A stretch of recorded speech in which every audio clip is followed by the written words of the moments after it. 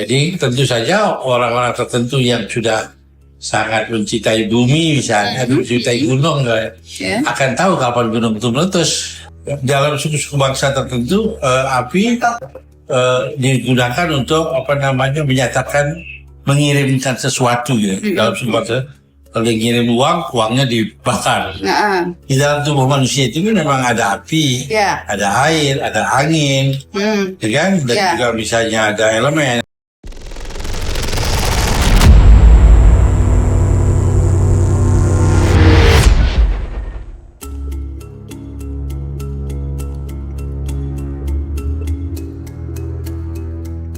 Halo Sobat Badur, hari ini saya akan berdiskusi dengan Pak D yang mulia Gede Parma mengenai ilmu Nusantara, yaitu ilmu elemen dan ilmu misi jiwa. Bagaimana kabar Pak D hari ini? Baik, alhamdulillah.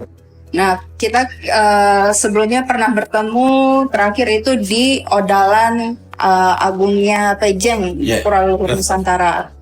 Nah, bagaimana kesan Pak D waktu Odalan saat itu? Ya, itu baik ya, karena pada acara itu berkumpul para ahli, para penekun dari warisan pengetahuan Nusantara ya. Ini juga luar biasa, bukan belaka orangnya, tetapi arti sarijatnya yaitu menghimpun airnya, air-air Nusantara bertemu, karena itulah sebenarnya unsur terbesar pada eksistensi manusia.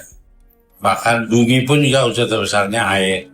Ketika air, bumi, pohon, manusia unsur terbesarnya air, maka bertemunya air adalah simbol atau satu upaya menemukan batasan di antara unsur-unsur yang ada di bumi. Oke. Nah, Pak D sebelumnya itu pernah membahas tentang ilmu elemen nih. Nah, apa sih yang dimaksud dengan ilmu elemen itu? Bukankah ilmu elemen itu salah satu ilmu Nusantara? Bahwa ilmu elemen itu merupakan ilmu Nusantara, ya. Ya, bukan belaka di Nusantara. Di Cina juga ada ilmu elemen, di misalnya di Babilonia juga ada, di Mesopotamia ya. Di berbagai tempat juga ada, walaupun kemudian saja komposisi dan interpretasinya berbeda. Baik. Nah, terus yang saya ingin tanyakan, apa sih yang dimaksud dengan ilmu elemen tersebut secara pemahaman Pak D sebagai pengamat dan budayawan? Gini, melihatnya gini, elemen itu ada suatu substansi tersendiri. Dia akan ketika dia ketemu manusia ketemu dengan sebuah substansi, maka ada proses dia tahu, maka menjadi pengetahuan tentang elemen. Ketika pengetahuan ini terinci ya, dibuktikan oleh fakta-fakta atau dibuktikan oleh satu metode tertentu menjadi ilmu. Jadi sebenarnya ada upaya yang luar biasa pada manusia untuk menghubungkan tubuhnya dengan tubuh substansi, dengan diri substansi gitu. Nah, proses itu kemudian dari pengetahuan menjadi ilmu. Nah, saya kira kan sebagai dirinya sendiri, elemen ya tetap saja, air ya tetap air, angin ya tetap angin, kemudian langit ya tetap langit, bumi ya tetap bumi. Tapi ketika dia diinterpretasikan secara spesifik, maka dia akan memiliki makna yang berbeda pula. Kemudian kalau dia dimasukkan sistematika cara berpikir, maka dia menjadi ilmu. Jadi ilmu itu adalah tahapan kesekian setelah bagaimana substansi itu diinterpretasi. Nah, substansi yang Pak De maksud ini tuh seperti apa sih sebenarnya? Macam-macam ya kalau masing-masing kultur ya. Misalnya ada yang misalnya melihat unsur 8, ada unsur 4, kan ada juga unsur-unsur tergantung dari tradisi masing-masing. Jadi ada yang melihat misalnya membaginya elemen itu misalnya antara air, api, angin, tanah, pohon, begitu, samudra, langit, gitu. Tapi ada juga dengan cara-cara yang berbeda. Tetapi apa yang dianggap sebagai substansi, artinya substansi itu sebagai diterjemahkan sebagai unsur pokok dari kehidupan itu, saya kira setiap suku bangsa bisa punya deskripsi yang berbeda-beda. Oh, oke, baik. Nah, bolehkah Pak De sedikit menjelaskan apa saja sifat dan karakter setiap elemen itu sendiri? Nah, bahasa gini, kalau dia misalnya air, gitu. Tetapi air itu kan ada air dalam air secara keseluruhan atau secara substansi secara umum misalnya air apa saja. Tetapi ada air yang juga dibagi. Air dibagi misalnya antara samudra dengan air daratan. Yeah. Ada juga dibagi. Karena air ini kan juga macam-macam jenis dan rupanya. Begitu juga manifestasinya. Walaupun sama-sama air begitu ya, yeah. Sama-sama air. Tetapi bagaimana memahami air sebagai diri daripada air, itu ada proses kultural yang luar biasa. Katakan saja beda antara mata air dengan air mata gitu kan. Dua kata yang berbeda, yang sama hanya dibolak-balik saja kan. Betul, betul. Mana yang mata air, mana yang air mata.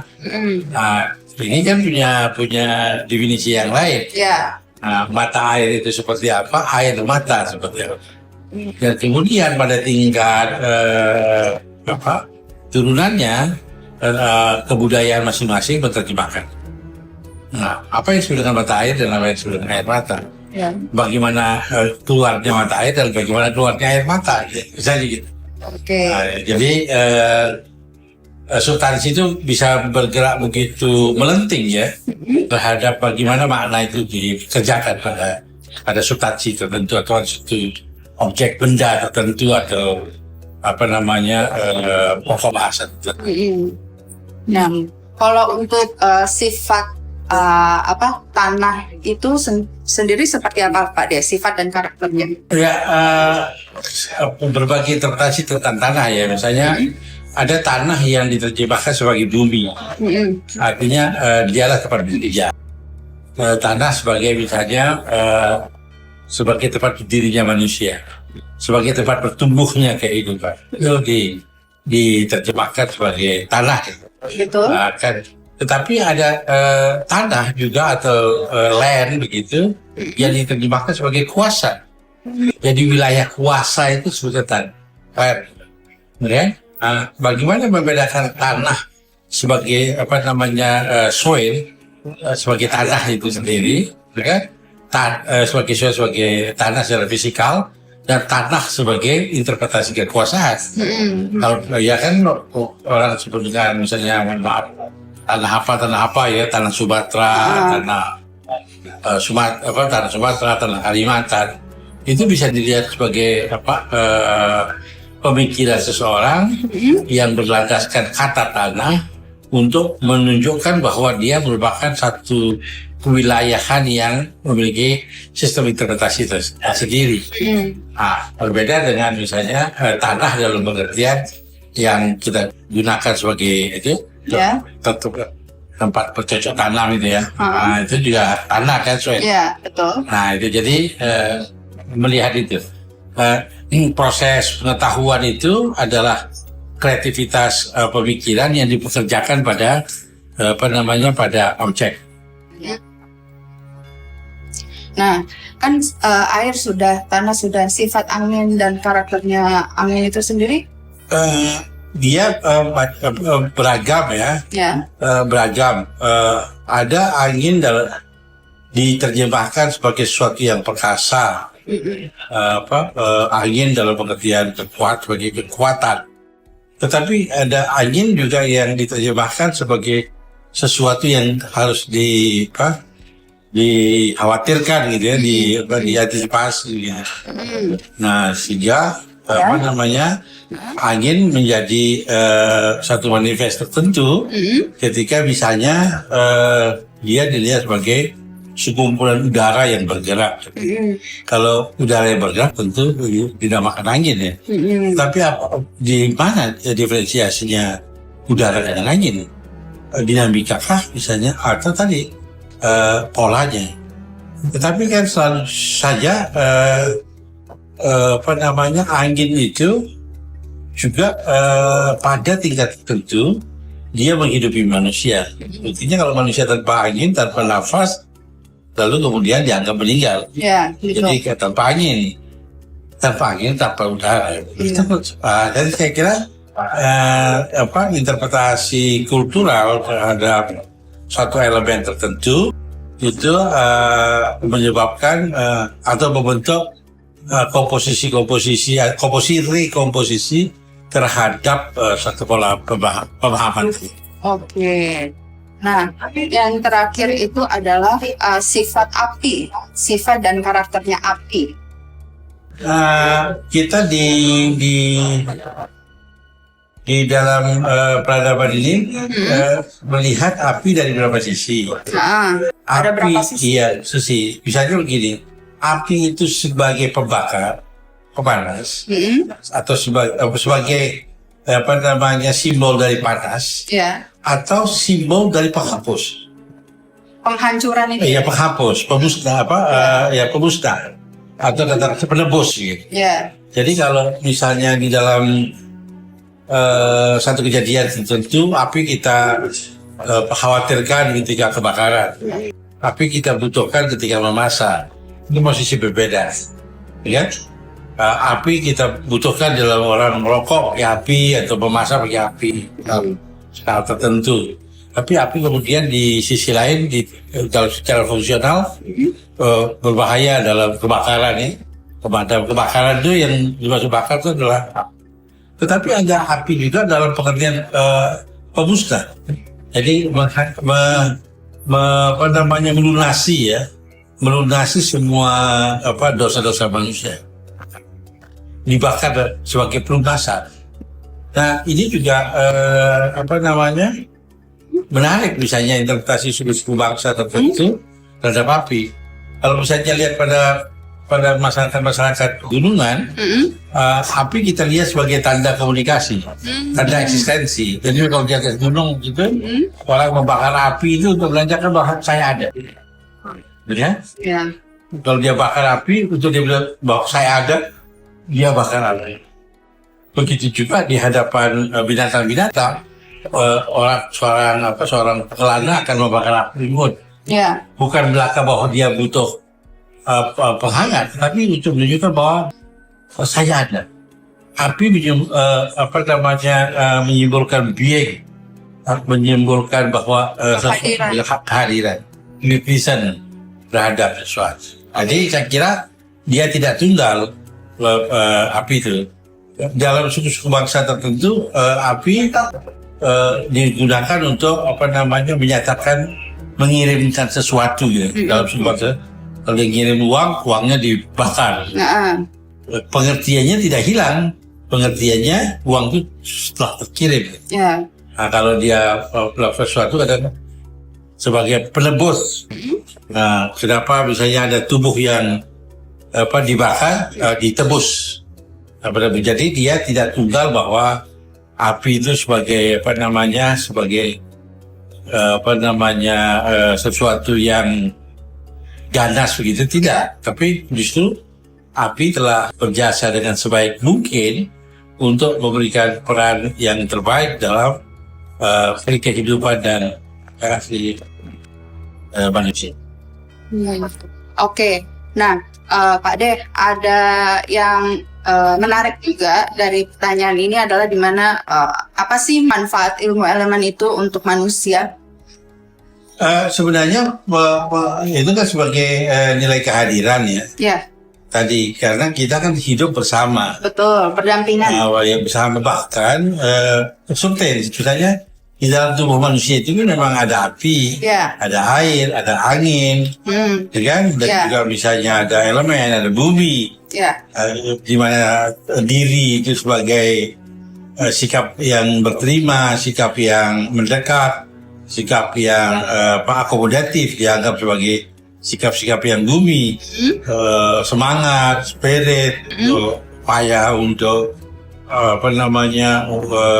membangun sesuatu dianggap sebagai sikap api, kehidupan, kebahagiaan disimbolkan dengan angin, misalnya kan, karena keberlangsungan gitu ya, sinambungan itu dilambangkan dengan angin, atau air sebagai kadar ya, sesuatu yang memberikan penghidupan gitu, bahwa tanpa air kita tidak ada hidup. Ya. Jadi di mana unsurnya? Nah, tergantung pada bagaimana melakukan komposisi dan rekomposisi terhadap matrikulasi makna. Jadi bagaimana makna itu dibuat kayak seperti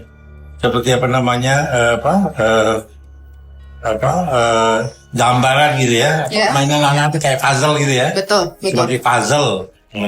Puzzle yang saling melengkapi. Yang sesuai dengan keinginan. Ya. Kadang-kadang kan kalau kita puzzle, kalau mau gambar pohon beda dengan gambar binatang gitu ya. Puzzle anak-anak itu. Nah, unsur-unsur itu sebenarnya adalah puzzle-puzzle yang kita mainkan dalam rangka kita untuk mempercepat atau menunda kehadiran akan mana. Seperti itu ya penjelasannya Pak De. Nah, bagaimana sih kita sebagai manusia itu sendiri menguasai ilmu elemen tersebut? Enggak, sebenarnya karena dia tadi kan ilmu ini kan sudah kita sistematisasi ya. Ketika dia disebut ilmu itu kan sesuatu yang sudah disistematisasi. Tetapi secara substansi kan manusia itu ya diri itu sendiri elemen itu. Ya manusia itu kumpulan elemen. Oke. Nah, ketika dia menginterpretasikan, menerjemahkan itu, jadilah pengetahuan tentang elemen. Ketika dia disistematisasi, dia jadi ilmu. Jadi kalau misalnya setiap orang pasti dia kenal tubuhnya, pasti dia kenal tubuhnya, pasti dia kenal nafasnya kan. Setidaknya ketika dia misalnya pilek gitu kan dia tahu bahwa betapa pentingnya nafas. Ketika dia haus, dia tahu betapa pentingnya air gitu. Artinya air yang ada di hadapan kita bertemu dengan air yang ada di tubuh kita. Nafas itu adalah air yang angin yang ada di udara yang ada di alam raya ini bertemu dengan angin yang ada dalam paru-paru kita. Soal bagaimana pertemuan itu dihayati, bagaimana menghayati pertemuan-pertemuan. Jadi pertemuan antara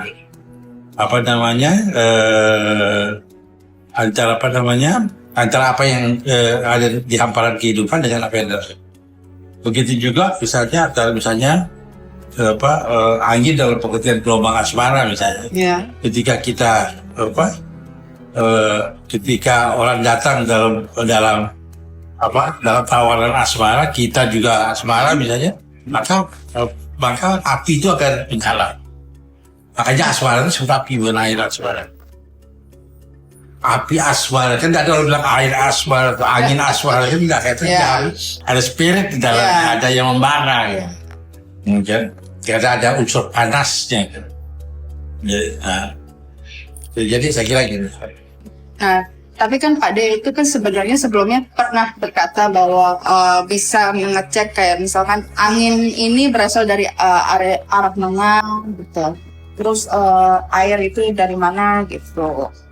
Pak De sebelumnya pernah mengatakan gitu. Kalau ilmu air adanya di Bali ya, bagaimana mendeskripsikan ya, mendetailkan unsur air ya, adanya di Bali. Kalau di sini malah nggak ada ya. Tapi kalau di sana bisa lebih jelas leluhurnya ya.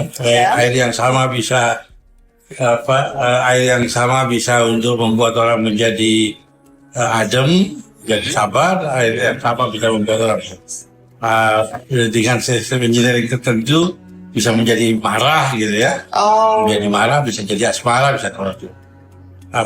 Itu tapi itu kan termasuk bagaimana rekayasa muatan energi pada air.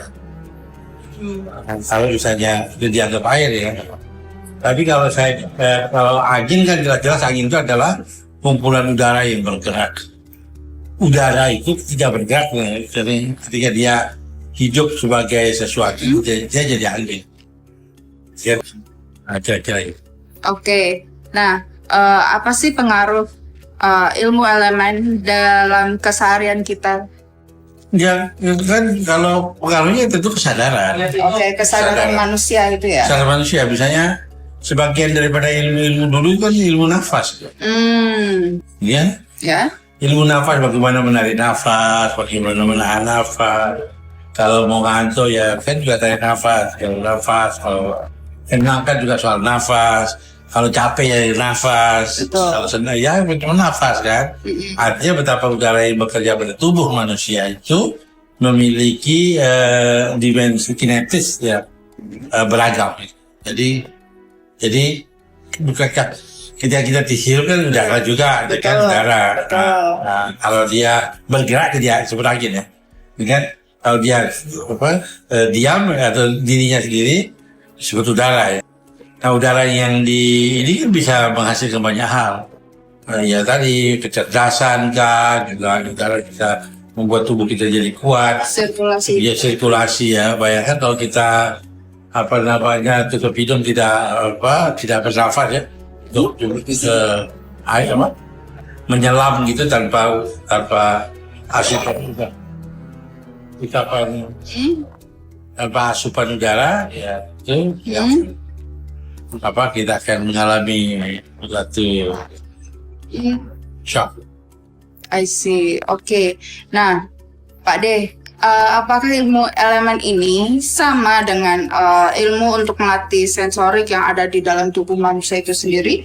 Nggak bisa, karena kan unsurnya sama. Kan jadi kan tadi kan karena unsurnya dia sama, maka apabila dia dilatih secara baik ya, dan banyak model pelatihannya, saya kira pasti akan lebih baik kan. Begitu juga misalnya sederhana lah kayak saya ini, kalau dia olahraga sedikit karena gendut misalnya tengah-tengah gitu. Ya. Tapi kalau orang yang biasa olahraga walaupun badannya besar juga, asal dia biasa dia bisa atur nafasnya. Seperti itu.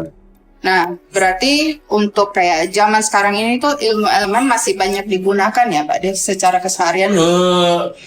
Dia niscaya. Ilmu elemen itu niscaya. Artinya dia sadar tidak sadar dia pasti gunakan. Nah, artinya dia belajar tidak belajar dia pasti gunakan. Hanya yang belajar tentu penggunaannya akan lebih sistematis ya. Ya. Lebih efektif. Ya, praktis. Sama kayak kita berjalan, menjalankan jalan. Kan beda olahragawan dengan olahragawan. Olahragawan itu sudah punya metode kan untuk menjalankan. Yang tidak kan, tidak ya tetap jalan biasa. Ya tetapi semua orang kan jalan gitu ya. Kan? Artinya nafas bekerja, tubuh bekerja gitu kan. Oke. Nah, dalam programnya yang lebih terencana, tentu saja ada yang badannya memang terencana untuk melakukan suatu proses Proses dalam pergerakan tubuh manusia itu sendiri ya? Iya. Oke. Nah, apakah ilmu elemen itu bisa digunakan untuk mendeteksi atau memperkirakan bencana alam yang akan terjadi? Loh, asal jumpa antara makro dan mikro. Apakah pertanyaannya kan apakah elemen yang bekerja pada tubuh seseorang itu terhubung dengan elemen yang bekerja pada bumi? Nah, jadi kalau dia terhubung pasti ada informasi. Misalnya tubuh saya dengan tubuh katakan saja istri saya kan terhubung. Kemana-mana saya pergi, saya kasih tahu saya di sini. Ya. Maka dia merasakan kalau saya misalnya pergi ke resto, saya potret makanan lalu terhubung, enaknya gitu. Secara emosional terhubung. Maka informasi yang terjadi pada tubuh saya juga akan terasa oleh istri saya misalnya. Begitu juga antara kita dengan bumi. Nah, kalau kita sering kontak dengan unsur yang melekat pada bumi masih terhubung. Pertanyaannya terhubung atau tidak terhubung begitu? Nah, cara mengetahuinya bagaimana? Ya, komunikasi dong. Ada kesamaan rasa. Kesamaan rasa. Jadi kesamaan yang dirasakan itu cara memprosesnya tentu latihan ya. Latihan dengan meditasi, dengan penghayatan. Menghayati gerakan alam itu sendiri ya? Ya, bercermati ya saja ya, bercermati gerakan alam. Nah, sebelumnya itu Pak D, yang saya ingin tanyakan lagi adalah apa sih apakah ilmu elemen itu bisa dijadikan suatu pengobatan dalam diri kita maupun sesama kita? Ya, pasti. Kalau penyakit itu merupakan kritik terhadap pola hidup pasti. Kalau dia kritik atas pola hidup, misalnya kita makan terlalu banyak, kritiknya muntah. Yang muntah itu kan kritik atas pola hidup.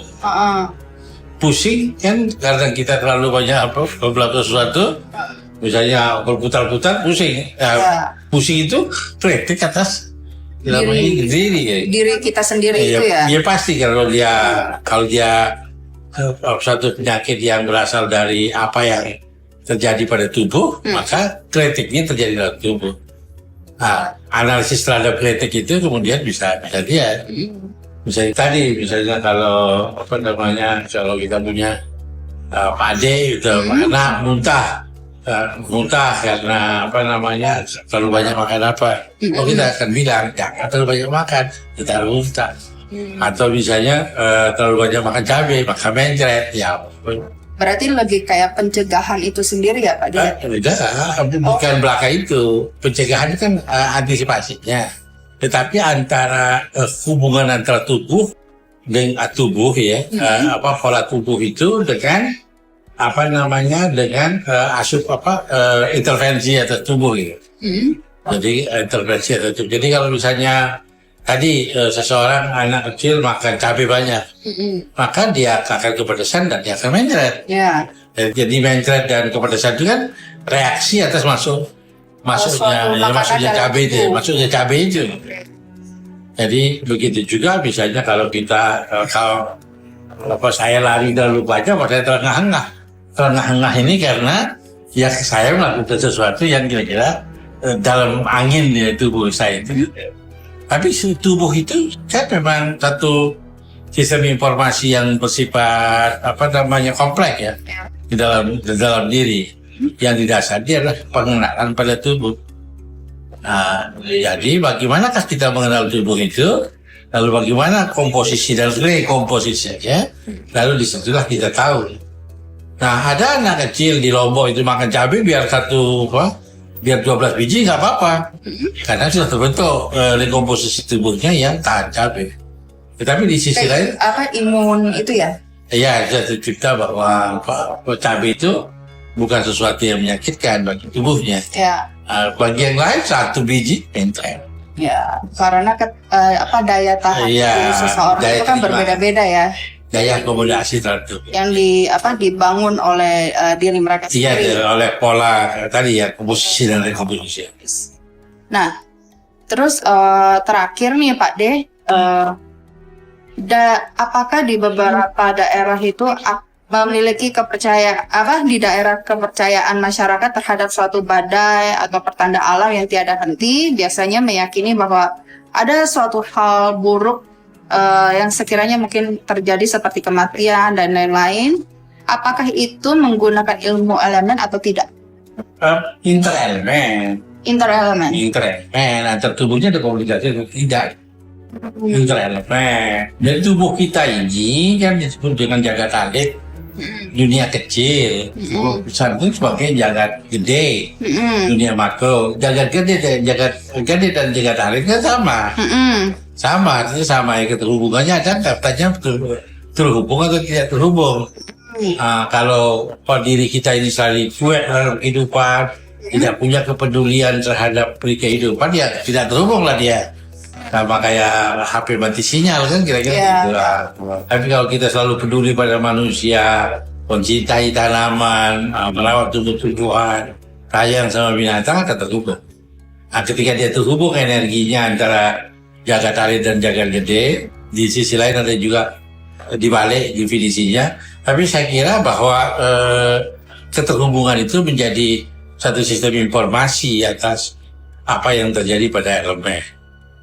Jadi tentu saja orang-orang tertentu yang sudah sangat mencintai bumi misalnya, mencintai gunung, akan tahu kapan gunung itu meletus, kan? Ya karena dia terhubung kan. Nah, ya sama saja lah kalau orang yang yang terhubung dengan grup sepak bola akan tahu kapan Manchester United main kan? Iya, betul. Ya saya yang tidak terhubung dengan kelompok sepak bola tidak tahu kapan MU menang atau kalah, siapa yang main tidak tahu.